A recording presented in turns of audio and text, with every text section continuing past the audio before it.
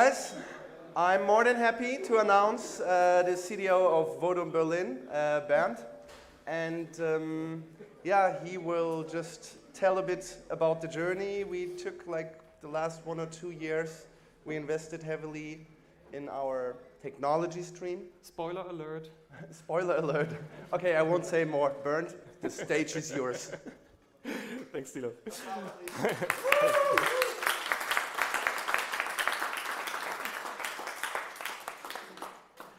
Yeah, thanks a lot to all of you for coming to the Faro Dev Day. I already enjoyed it a lot, nice talks, and especially the last one, because this was, as I said in my question, is quite complementary to what I'm about to talk about, because my talk is focused mostly on technology, but also in general how we act like as an agency, which we are. So another spoiler alert, this is, although the title of the talk is quite bold, like the perfect technology stream, it's just we aim to have the perfect technology stream. So what we did is not rocket science, we did not find the holy grail so far, but we did pretty well over the last year and evolved over time. So first of all, something about me. As Tilo already said, I'm a CDO of VOTUM, working in Berlin, but happy to be here in Faro for the first time. I wanted to come here for a long time, and finally I did it. And so I've been working as a developer, or started as a just simple developer like 20 years ago. Actually, programming I did a little bit before that, like in my teenage. I had like this Commodore 64 and started to mess around with a little bit with BASIC and to save me from doing my math homework just manually. And but then I started with Perl in the beginning, and later on I ended up with PHP mostly. Over time I had a lot of roles and was doing a lot of tasks in the company. From just development, then project management, system administration, operations, architect, and nowadays I'm mostly acting as a technical consultant or a technical lead in our projects.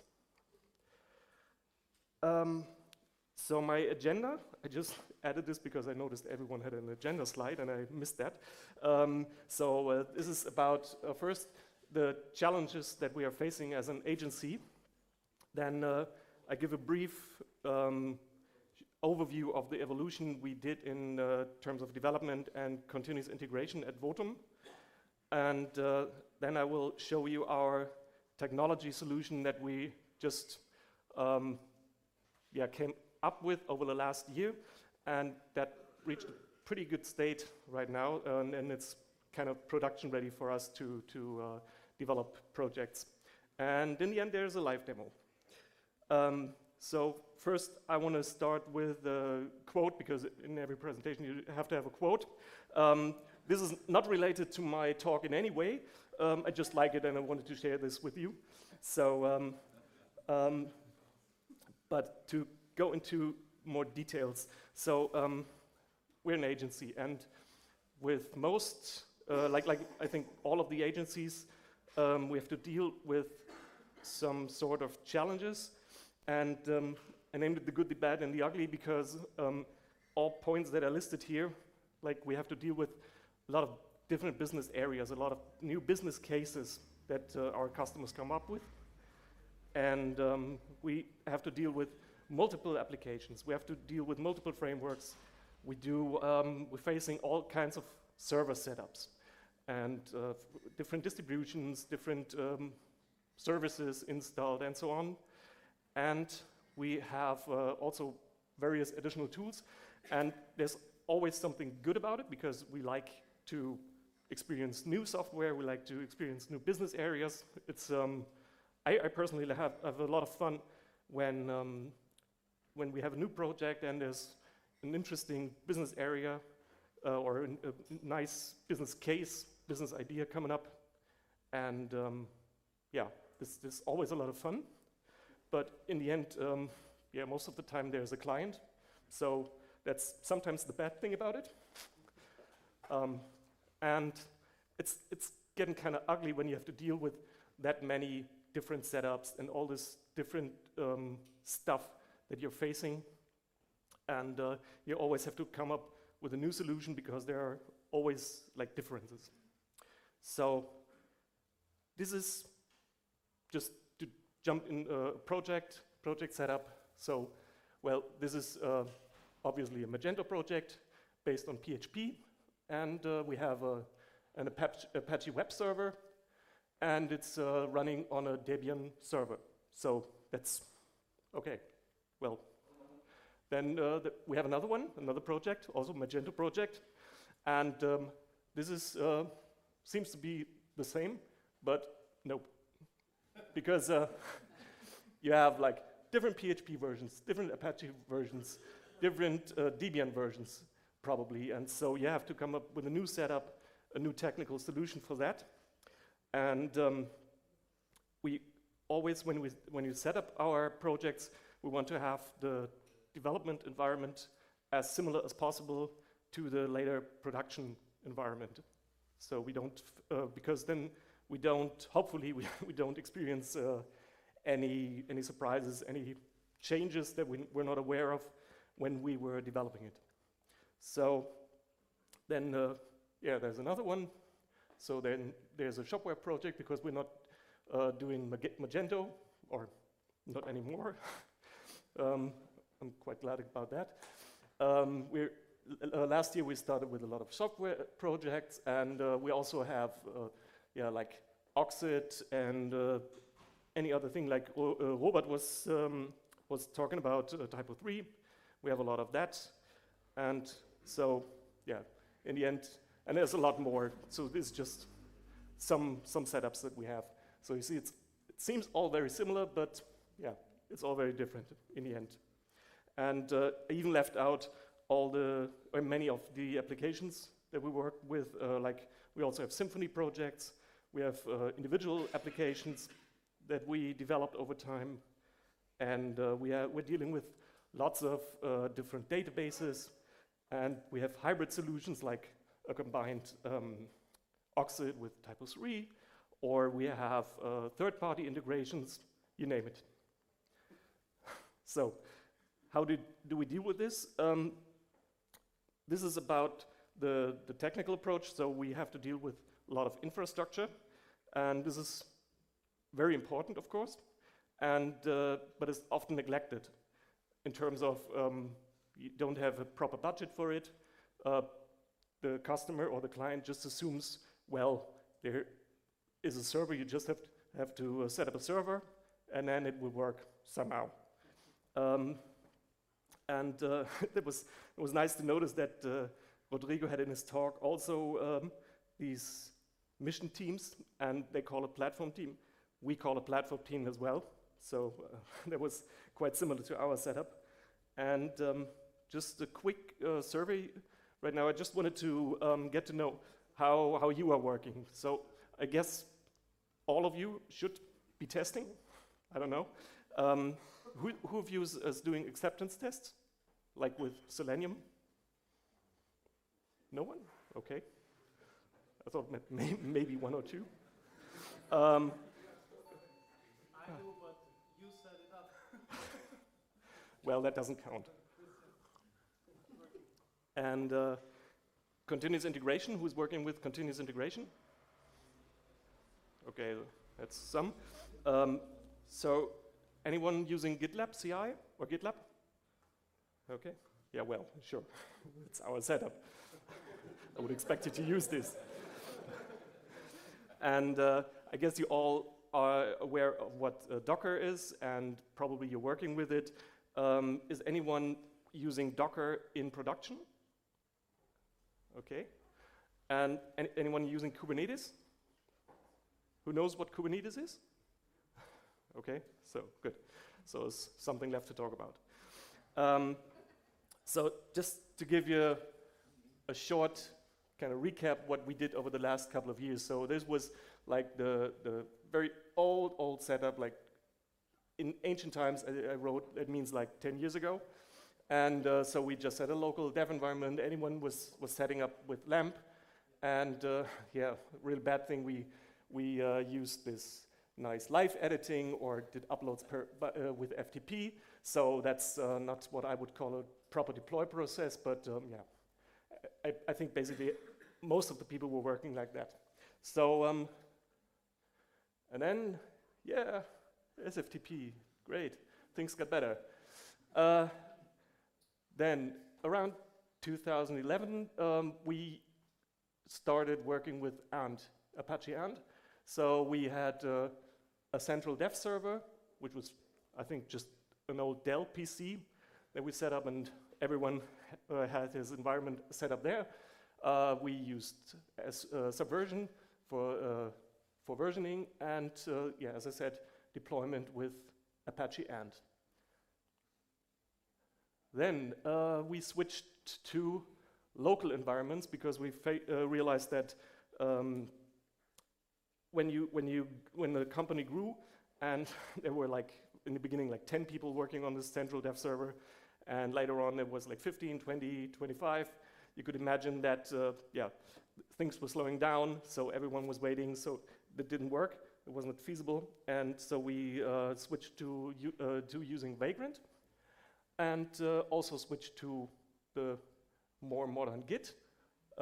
We set up our own GitLab server and just use it for versioning. And for deploy, we started working with Jenkins and Ansible. And just last year we had a really nice event, which most of the Faro guys also attended in Berlin. We had this, we called it VOTUM Code Week, so it was a whole week off, and everyone could work on whatever they wanted to. And we were working on quite some really nice projects.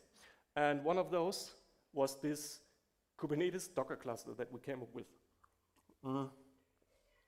This was just kind of a proof of concept implementation and was not used anywhere, because that's why there's no connection here somewhere. And then just a month later, we started using that and integrated this into our GitLab process, in our GitLab pipeline. And we used this GitLab runners that GitLab provides, and started running the tests for just one project then at that time in the Kubernetes cluster. And that was really a big improvement, because yeah, first we had to always rely on that the developers would execute the tests locally, and you can trust them, but to be really sure, you had to execute the tests then yourself probably later on. This was time consuming, and this way it was quite easy to just let it run on GitLab, and whenever you did the push, you had, and this was really with every commit, the tests were run, and then you had, when you switched to the GitLab backend, you almost instantly had this result where you could see, okay, well, is it red or is it green? So that was pretty cool. And this is what we have now. We integrated this whole thing in a GitLab CI pipeline. So we set up a whole continuous integration process based on Docker. And we also started creating Docker environments for local development. So we could use the same development environment for both, or the same environment, the same setup for both the local and the CI pipeline. So, and that really helped us a lot, and we did a great leap forward with that.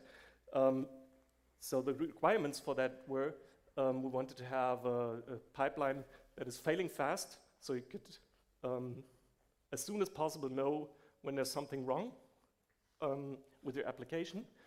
You could have, with the Docker runners, you could have parallel execution. It is scalable because in Kubernetes, you just basically throw in any service, and it runs on the Docker nodes. You don't even have to care about where is it running, what is running there. It's just, it runs and that's it. And then scalable, and low cost, of course. And this was also one important point. We wanted to have this environment made for developers. So not some stuff that they don't understand, that they can't handle, but something that they could work with pretty good, and it is pretty fast to set up. So the features we now have are, we run, as I said, all tests automatically, which includes unit functional. Also, you could call it either acceptance or GUI tests with Selenium.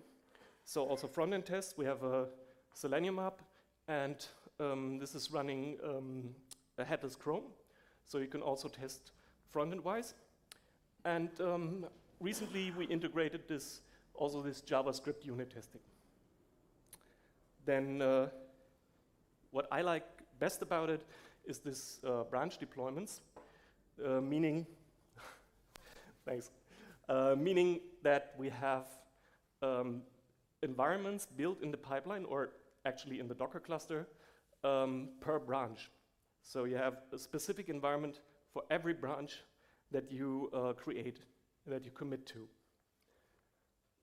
So we have also in order to have this developed environments, we have Dockerized, we call it Dockerized, the applications, and as I said, both for development and CI. So far we Dockerized Typo 3, that was the first. And the second one is Spryker. I don't know, has anyone heard of Spryker yet? No. Yeah. This is a quite cool e-commerce framework that was built by Project A 2 years ago, and now they built a new company for that, Spryker Systems, and it's pretty cool. It's based on state-of-the-art techniques, and then now using Symfony, Silex, Elasticsearch, Redis and stuff, and it's pretty cool to work with. And we have this self-healing cluster. So as I said, we don't even know where the services are running. It's just you have Kubernetes and it's taking care of everything. The benefits we have from that is that we don't have this CI integration, but a full developer tool chain. So everything that's needed for development is actually included in this Docker setup. And this, as I said, this per branch environment. This is pretty useful in terms of QA. So you can have, for every feature, you can tell someone in the QA department, so well, just take a look at it. This is my environment, this is my branch, and you can just check out what I did. It's reusable in terms of projects, in terms of Docker images, and we have a better code quality out of that. So, and we wanted to make it very simple, so this is just basically it. What you have to do to set up as a developer. And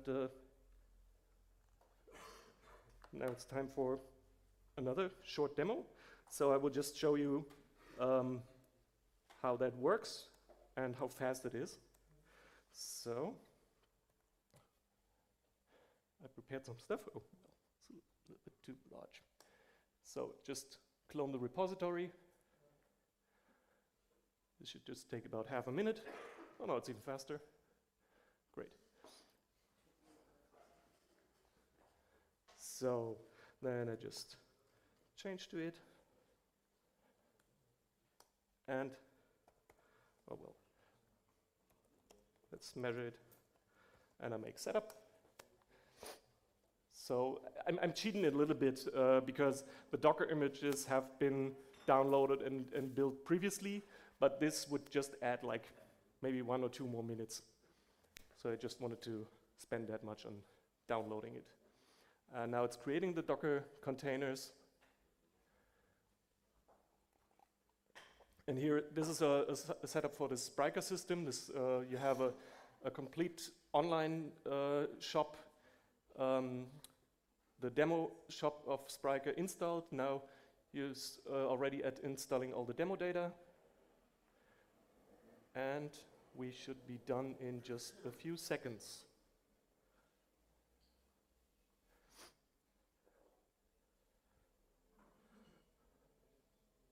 Oh, and forgot to prove that I was really not cheating to show you the page that is actually not loading when it's not installed, but I guess you can trust me on that it was not working before.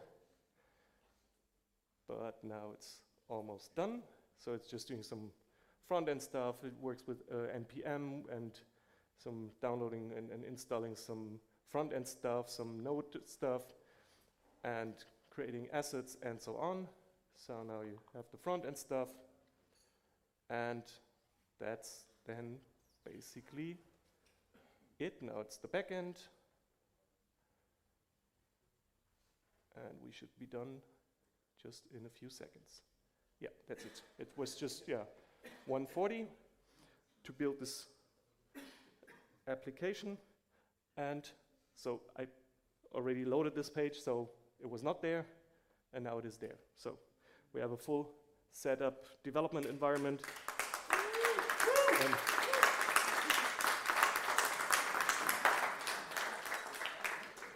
And it's really clickable. So if I can find my mouse, yeah, there it is.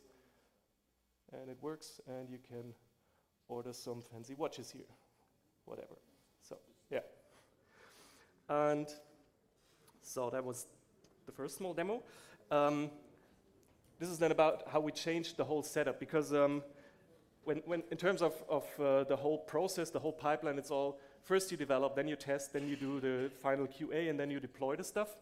And first, this is how it evolved over time. So first we had this only local setup where we had to rely on people testing locally. We had this fixed CI environments. Usually people, I guess most of you have like either internally or externally one QA server, probably one staging server, and finally it goes to production. And so we also had these fixed environments we had to set up for every project. We had to set up certain servers. We did that with vSphere and basically VirtualBox or Vagrant. And then we changed it and moved this testing part to the CI pipeline, which does not mean that you could not test it locally. Of course, you could do that as well, but to make sure that tests were always run, we moved that to the CI. And then finally, we split up this CI with the fixed environments into fixed environments, which is then staging or production, and the dynamic environments. And then this is where this branch specific environments come into place, and this is very, very helpful, because imagine you have 3 developers, they develop 3 features, A, B, C, then usually it goes to, in order to deploy it somewhere where some QA guy could have a look at it, you have to merge it most likely into master, and then you deploy it to a global QA instance, and then this QA guy is not satisfied with feature B. Either it's broken or it's not finished or whatever. And so what do you do then? Then you have all this trouble in getting feature B out of master, and so it adds a lot of work here. And with our setup, we can have it like this. We can have all features developed. Every feature has its own environment created automatically.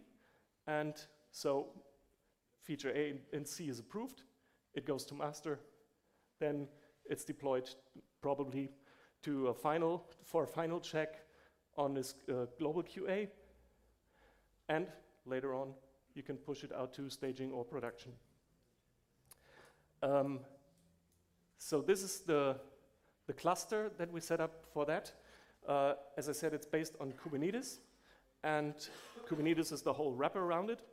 Of course, you have Docker in there, and as storage, the base is Ceph storage.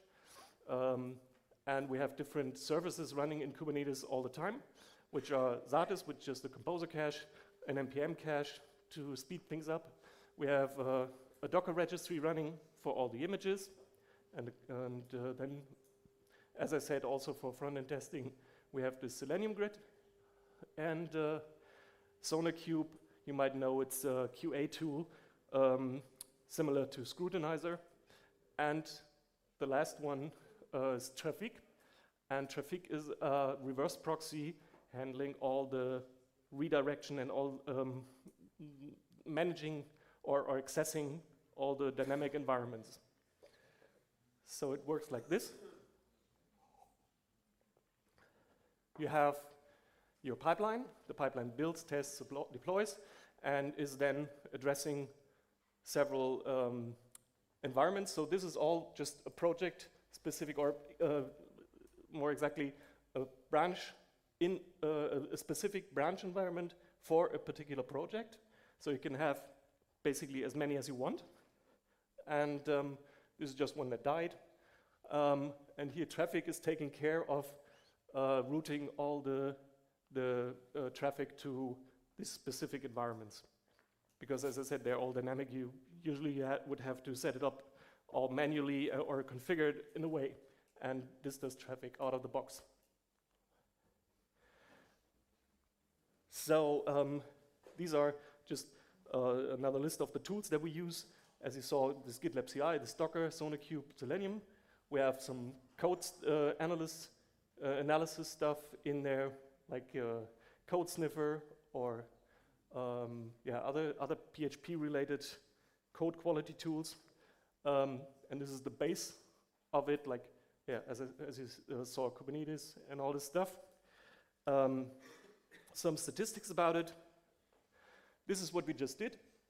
So it was about 2 minutes. The setup with a Vagrant box, including downloading the base box, was about like 17.5 minutes. Excluding the download, was like just 2 minutes less, but still quite long. And then it speeds up.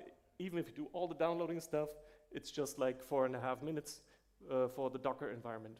And that saves a lot of time. And with that in mind, you can easily just create your environment over and over again. And you don't have to care about, and it takes half an hour or 20 minutes. And I don't want to waste that time. So another statistic is I was running for this first project that I mentioned, where we first integrated this this Docker runners. I just ran the whole test suite on my local environment.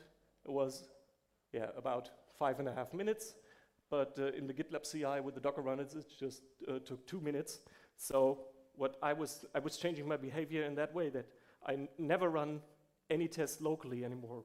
I just push my stuff, and then I just changed to GitLab. And almost when I change to GitLab, then there is the result. So I don't run it locally, only for debugging purposes. So what hardware do we use? This is not as fancy as you might expect. It's just basically this. So these are actually old Dell PCs that we had just standing around in storage because we recently switched to laptops for most of the developers. And so we had a lot of Dell PCs standing around, and we just use this for the cluster. And actually, we just set up a second one for a new project, and we wanted to separate that. So coming up next, because we still have some work to do, we want to Dockerize more applications to have this set up for that we can apply for all our projects. We want to set up a DMZ, have some proper monitoring, because right now it's more like, okay, someone notices, oh, there's something not working.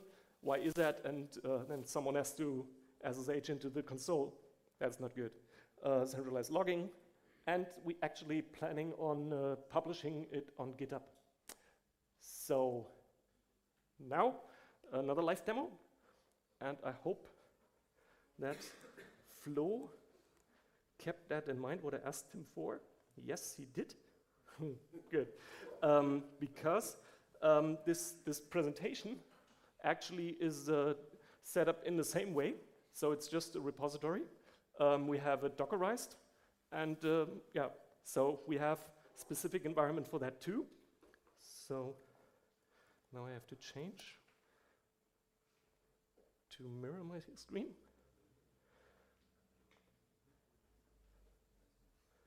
Where is it? So, okay.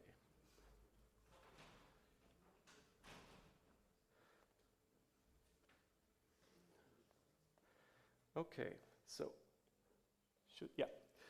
So as you can see, Flo took a photo, and I will just download it and add this in my project. Put it here. Yes, yes, want to add it to Git. Then I create another branch of that presentation. So I will have to add the picture in the slides. So that's actually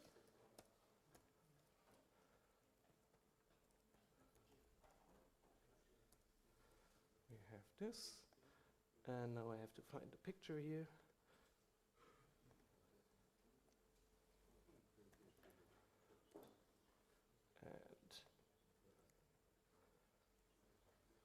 Ah, damn.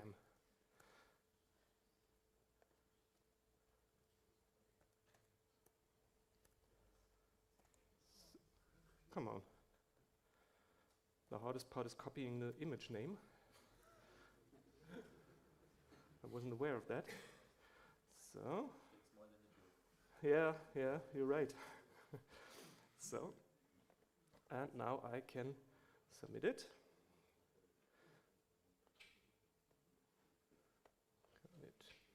And push.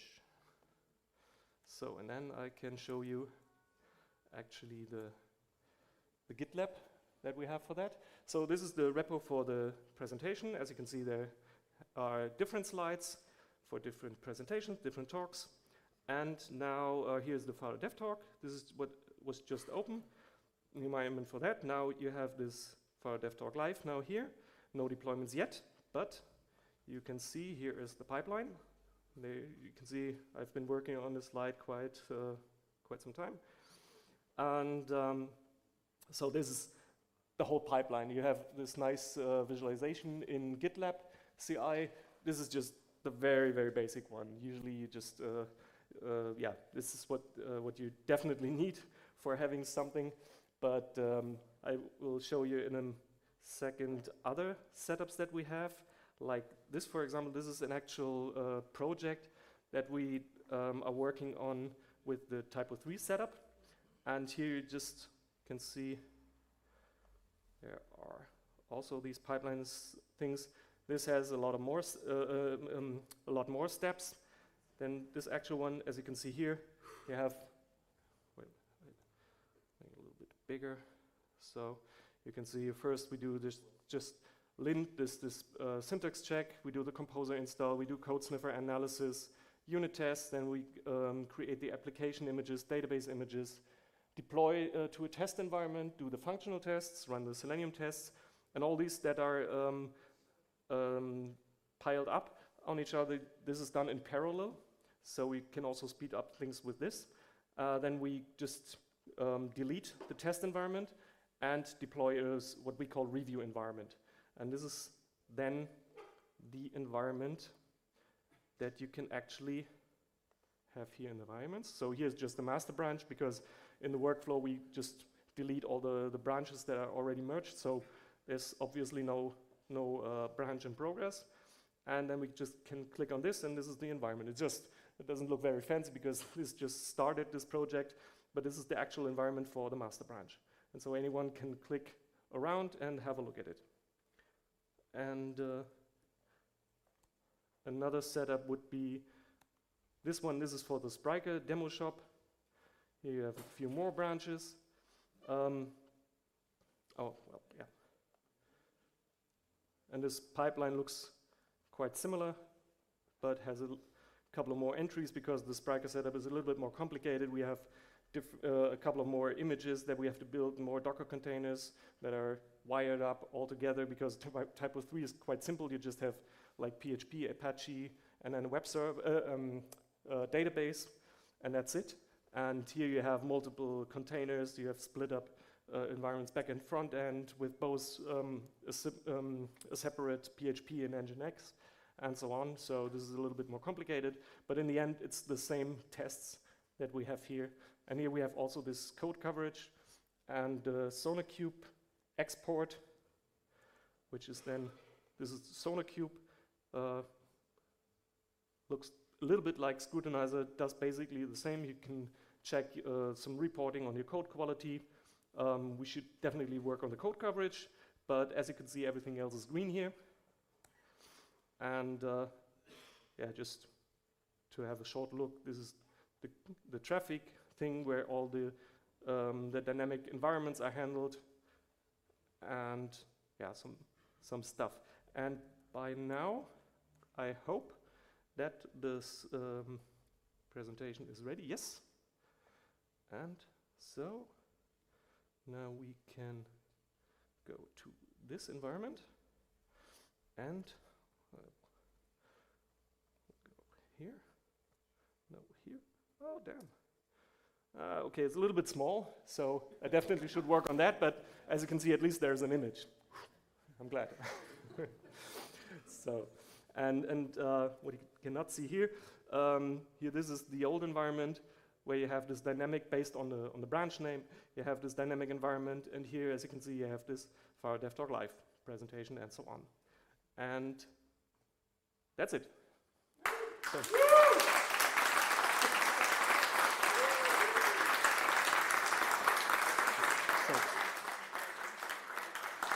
So I think I'm a little bit over time, but... Oh, it's fine. Thanks a lot, Bernd, for this great presentation.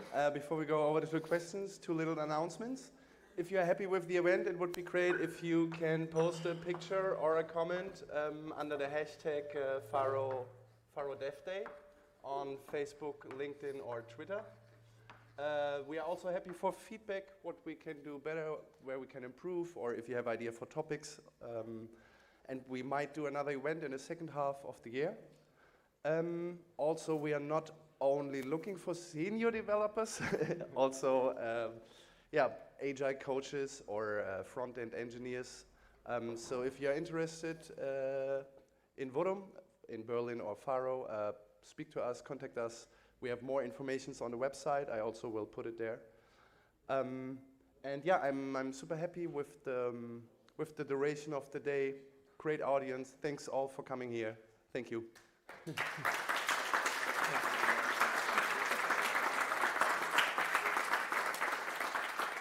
And now, any questions about continuous integrations, Spryker, or Bernd himself, or VOTUM, or Docker, maybe?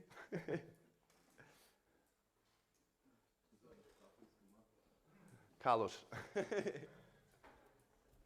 see if it works. Okay, I hope we can joke about it a little bit. So you're telling that I invented the wheel, and I did a huge thing to re-implement something that already exists. But you also seem to create a pipeline of development, quality, tests, orientated to your company, right? Yep. So there's a lot of competition also of frameworks that do all that thing. Right. In what numbers, from your experience, is it better for me to start using some kind of framework like that? Because if I only have 10 developers, it seems more messy to just to control that different staging than just to have to control of my SVN. So from which points, number of teams or number of projects should I worry to have something like that to manage my company? I would recommend to have a certain way of doing continuous integration, like in terms of doing automated testing and stuff, like from the very start. Doesn't matter how large your team is. Okay, it might be a little bit of overhead if you're just one developer working on some stuff, like a freelancer to set up this whole CI thing, but it would be worth it, but you may not be able to do that. But I think for any software project, you should have this in some way. Not like this probably, because we spend a lot of time on that, and it's also could be done easier. We could have used external tools. And fun fact, the project that I'm just working with, it's a Spryker project, and we created this whole setup for Spryker just like 1 or 2 months before we started with the project, and we were hoping on using it there. And then the client came up. They also a tech company, and they said, well, we have a Spryker CI pipeline based on Docker ourselves. We created it ourselves. They're basically the same thing, but just that it did it different. So they didn't use Kubernetes. They used Rancher. They don't have it on bare metal, on like Dell PCs or whatever. They have AWS that they're running it on, but they have the same setup with this branch-specific environments and so on. Yeah, and if you want to set up something like this, I think you have to have a company or a developer team like 10 at least, because otherwise it might be too expensive for your company. Yeah, the scalability. We have to think money-wise or managed-wise if you have 10 people, 20 people, 50 people. Yeah. And I was impressed with your project. There are also some services, some free stuff like overkill for small companies in my perspective. Sure. But congrats. You could even use Travis and GitHub, and it serves the same purpose. I'm using an old PC for quality server. Each one develops their own environment, and as long as you have this QA and this automated testing, you're fine. Yeah. Okay. Thanks. Anybody else? Okay. Well, then thanks.